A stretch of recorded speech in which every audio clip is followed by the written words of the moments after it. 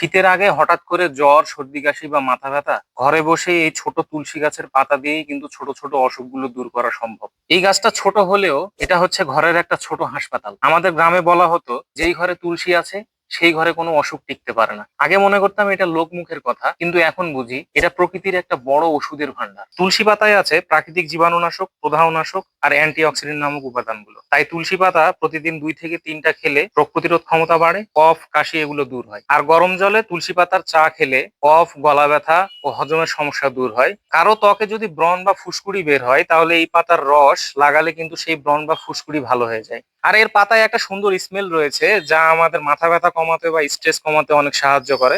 আর stress কমানোর জন্য ঘুমও অনেক ভালো হয়, এটাই স্বাভাবিক। এই তুলসী গাছটা ছোট হলেও কিন্তু আমাদের ঘরের ছোট একটা নীরব ডাক্তার। তাই আপনাদের ঘরেও বা আপনাদের বাড়ির উঠানেও যদি এরকম কোনো তুলসী গাছ দেখতে পান, তাহলে সেটার যত্ন নিন।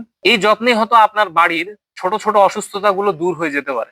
শরীর সুস্থ, মন শান্ত, সব মিলিয়েই বলা যায় প্রকৃতির এই ছোট্ট গাছটা হচ্ছে প্রকৃতির দেওয়া এক ছোট্ট আশীর্বাদ। এরকম স্বাস্থ্য উপকারী টিপস পেতে আমাদের সাথেই থাকুন ও আমাদের ফলো করুন।